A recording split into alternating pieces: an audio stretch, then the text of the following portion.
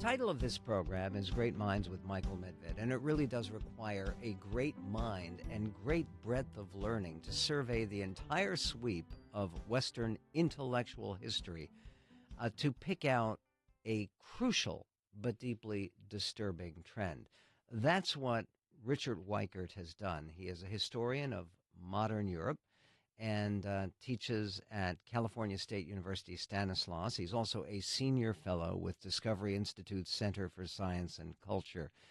And Dr. Weikart, your most recent book is called The Death of Humanity. Now, this is not a death that is due to climate change or global warming. What is the meaning? What do you imply? Because it's not just one kind of death. How is humanity dying? Yes, the title, The Death of Humanity, is actually indicating sort of two different kinds of use of the word death. Death of the concept of humanity, that is, of humans as humans. So the notion that humans are something special, unique, made in the image of God, sacred, these kinds of ideas about what humanity is on the decline in our society. And so there's this notion that this is we could be seeing ourselves with the death of this concept of humanity. But then also there are people who are being killed, abortion, infanticide, euthanasia, because of these ideas, these dehumanizing ideas. And when you talk about the dehumanizing ideas, you go right back to this notion, which has been the traditional notion in Western civilization, that human beings are created in the divine image. Yes, I go back to the Enlightenment period to see the decline in that idea. So in the Declaration of Independence, Jefferson could write that we hold these truths to be self-evident, that all men are created equal and that they are endowed by their Creator with certain inalienable rights. Among these are life, liberty, and the pursuit of happiness. But today, Jefferson couldn't say that. He couldn't say today that these are things that are unquestionable, indubitable, because people are questioning. Right? Yeah, self-evident because people are questioning them all the time today. Okay, and when they question them, part of it is this very notion that human beings were created with another dimension that other creatures, other animals, lack. And the essence here is what you discuss in your book is materialism. When most people hear the term materialism, they think, oh, that's people who are obsessed with things or with money. Mm-hmm. But you mean materialism in a far more profound and consequential manner. Yes, the philosophical materialism, which is the idea that matter is everything that exists. So I start off the first chapter, and I entitle it Man the Machine. And actually the way I got that title was from a famous book that was published in the 1740s by Julien Delametre. Delametre was one of the leading French materialists of the Enlightenment period, and he called his book Man the Machine because he thought humans were just a machine. And then when I go on to my second chapter, I call it Created from Animals because you get this notion then, too, that humans are just another animal. So these two ideas that humans are just a machine, that we're just, the product of mindless processes that have brought us into existence over millions or billions of years, and then the idea that we're just another animal, these ideas have eroded the idea that humans are special, unique, that they have special value in the universe.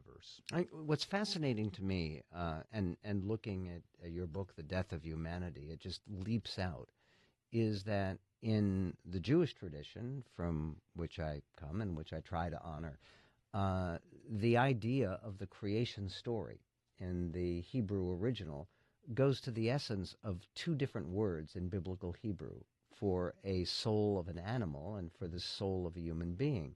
The two different words are neshama, which is what human beings have, and then it's nephesh, it's a spirit that animals have.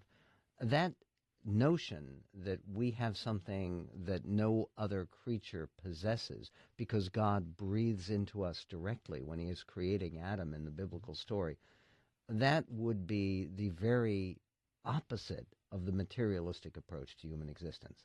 Certainly. And that's what they're trying to deny in their materialist philosophies by trying to break down the distinction between humans and any other kind of matter. In fact, just to give you one interesting example. And this Bertrand Russell, who was one of the most famous early 20th century British philosophers, made this comment about how everything that we have as humans, everything that we think sets us apart from humans, are just the accidental collocation of atoms. That's his term, the accidental collocation of atoms.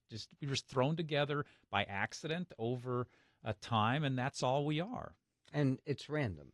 Yeah, exactly. It's random. It's by chance. There's nothing mindful or purposeful about it. Now, this wouldn't have any connection at all to Darwinian thinking.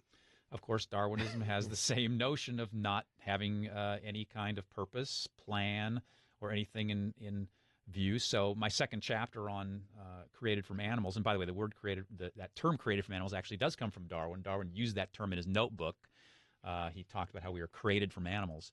That notion that we're just another animal, yeah, it does come from Darwin. If you read Darwin's Descent of Man, he does talk about humans as having just a little bit more social instinct, a little bit more rationality, a little bit more of what other animals had. So ultimately what he was claiming is that we were just quantitatively different than animals, but qualitatively he didn't think we were different than animals. You know, it struck me so forcefully in conversation with you, Professor Weikart, that when Darwin titled his other important book, Descent of Man, did he mean it in both ways? The idea that human beings were not only descended from other creatures, but that human beings were somehow lower?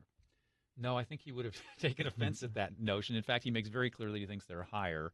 And even at the very at the very close of Origin of Species, he makes a comment about how the higher animals have been produced through this process of natural selection and the struggle for existence and such. So, no, he thought that the humans were the highest, and he thought that certain races within humanity were higher than other races as well. And the Europeans, he thought, were at the pinnacle. Which is part of what you get into in The Death of Humanity. Right. Because clearly, if you're talking about the ascent of man, which is actually what Darwin believed in terms of his hierarchy of races, right, then you have every kind of justification for victimizing, utilizing, exploiting, and ultimately destroying lesser races. Exactly, and it doesn't have to be races either. It could be different economic classes, and I discuss this as well in my book. So it depends on, the Nazis believed in biological determinism, and scientific racists and eugenicists. Eugenicists are those that believe in trying to engineer better human heredity, create a better human. People who believe in that kind of view bought into biological determinism, the idea that human morality and characteristics, mental and moral characteristics are all biologically determined. But then there were other materialists who came along and said, no, it's all environmentally determined. It's just a product of your environment. So you have like Marxists, communists and other kinds of socialists who were thinking it's all environment. And so interestingly, it could be the race enemies like the Nazis targeted. That would be one kind of way of trying to engineer a better humanity. Or it could be trying to get rid of the class enemies, say, of the Marxists by, the gulags, and the Soviet system. And again, one of the things that you touch on is the work of Lysenko and this whole idea that somehow, given the fact that if you're a full materialist, that you believe that human beings can be forced to evolve in a certain direction to create a new man. What's wrong with that notion? Well, for one thing, it was actually it ran afoul of Mendelian genetics for one thing, but so that was one problem with it. And then the Soviets finally had to abandon it as well. But there's a more fundamental problem, and the more fundamental problem, it seems to me, what I'm dealing with in my book, Death of Humanity, is that it sees humans as just something to manipulate. It sees humans as just something that's a product of material processes. And so what happens is, whether you're biological determinists like the Nazis and trying to engineer a new humanity by killing those of inferior races, killing people with disabilities, or if you're a Soviet communist or Chinese communist for that matter, trying to engineer a new human by altering the environment, getting rid of those of economic class. Either way, you're trying to manipulate other people. But what's interesting is that you don't think about the fact that, what about the manipulator? The manipulator himself, whether it be Stalin, Hitler, or such, is also just the product of these chance processes that took place over history. So there's no free will anywhere down the line. So how do they then make these choices for the rest of society? Okay, so, when you talk about the choices, I mean, one of the answers that materialists would give back, and I think that's acknowledged in your book, is that, well, you have to do something about the physical circumstances of life. And they would indict religious faith by saying that religious faith over the years has sanctioned and glorified poverty and asceticism and self-denial. And yet a materialistic approach would see that reducing pain and reducing hunger and reducing poverty, these are all noble and achievable human goals. The response?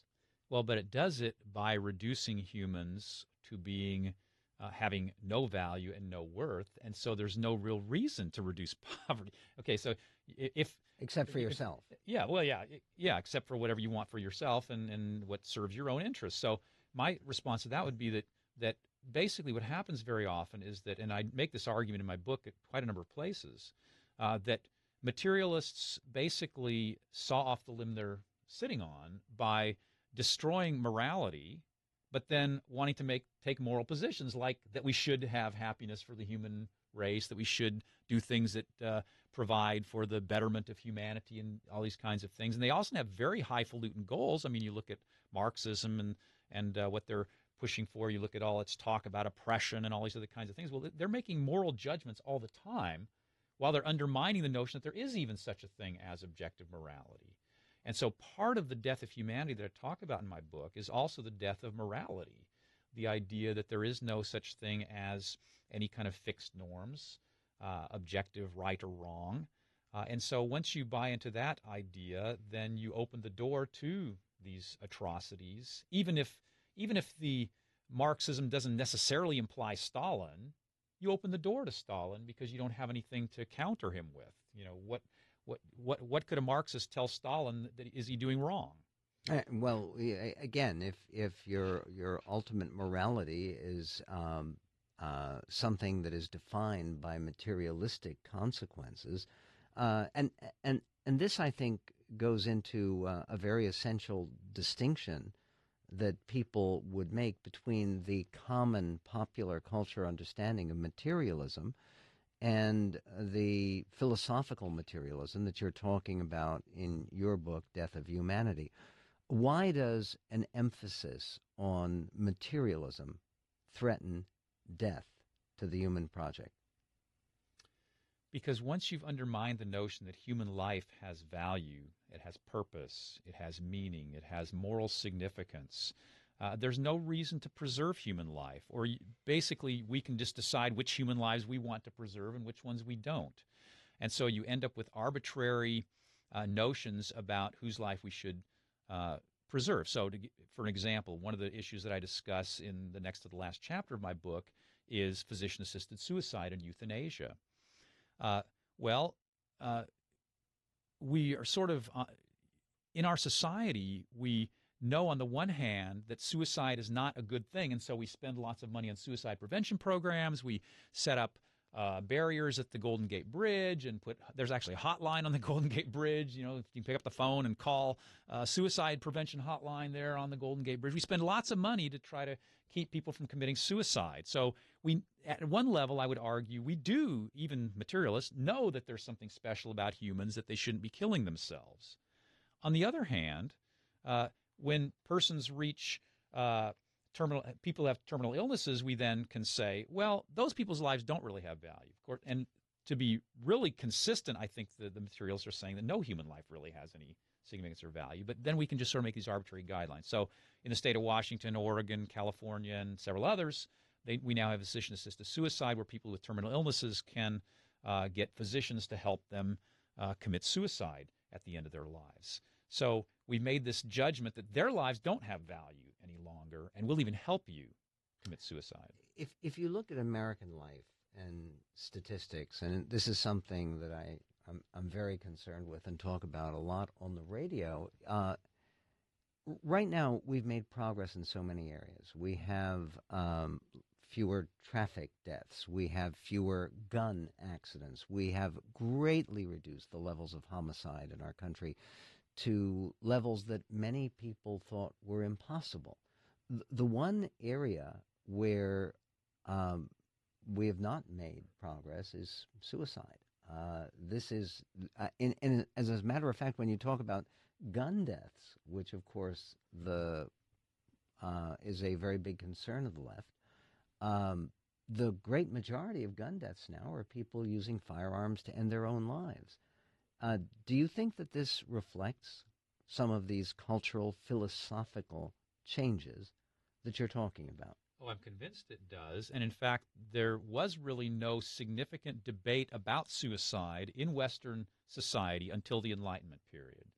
In the Enlightenment period, there were a number of writers and philosophers who began writing about suicide and began condoning suicide. David Hume, for example, one of the more famous British philosophers of the 18th century, wrote an essay called On Suicide. He published this posthumously because he knew it was very controversial, but he basically said that everyone should have a right to take their own life, and he also said very clearly in that essay that the life of a human has no more significance to the cosmos than the life of an oyster. That sounds like the comparison. Yeah, and that was the comparison that he made at that time. So that was the sort of opening salve. And there were several others during the 18th century also who made arguments about suicide as well. Then when you move into the 19th century, there was no significant debate about euthanasia or physician-assisted suicide until the 1870s, and that opened up after Darwinism came on the scene too. But it wasn't just Darwinism. It was Darwinism together with other secularizing tendencies at the time. But those two things together were going to give rise to the euthanasia debate. So there's very clear historical evidence that these philosophical ideas did help bring about approval for suicide and assisted suicide later on. And I think we can still see that today. There's another obsession of contemporary society that your book touches upon, which at its very heart is physical, materialistic, which has to do with sexuality. What does this have to do with the fact that right now we have a culture that seems to be saturated with sexuality? Yeah, interestingly, once again, going back to the Enlightenment period, there actually is a historian just a few years ago from Oxford University who wrote a book called The First Sexual Revolution. And he was talking about the 18th century Enlightenment period. And so there was a lot of sexual libertinism during the Enlightenment period that flowed out of this idea that we're just all about a pursuit of pleasure. And so one of the things I talk about in one of the chapters of my book is this notion of that all we as humans are is just a machine that is just seeking pleasure. And so everything is about our pleasure seeking, and so sort of sexual mores then are considered a hindrance to that, and so then we should be pursuing sexual pleasure in whatever ways we want to, as long as it's not harming other people. Well, and de-emphasize any reproductive elements, and de-emphasize any spiritual elements to that connection. And even de-emphasize any notion of love, which is a notion that evaporates in the materialistic critique. Which is a spiritual notion at its very heart. Dr. Weikart, humanity's past and present, our self-image as human beings, all of these are ultimate questions that men and women have always been asking about ourselves. Thank you for joining me today to talk about your new book, The Death of Humanity. For more about Dr. Weikart's work, be sure to visit our website. Our website is mindswithmedved.com, or you can go directly to Dr. Weikart's own website, which is darwintohitler.com. Your work challenges some of the fashionable narratives assumed by popular culture and some professional scholarship as well. To see your writing, how your writing all fits together, I would encourage our audience to visit our website, mindswithmedved.com, to subscribe. And while you're there, be sure to consider donating to continue this kind of work and to provide future episodes of Great Minds with Michael Medved. Thank you.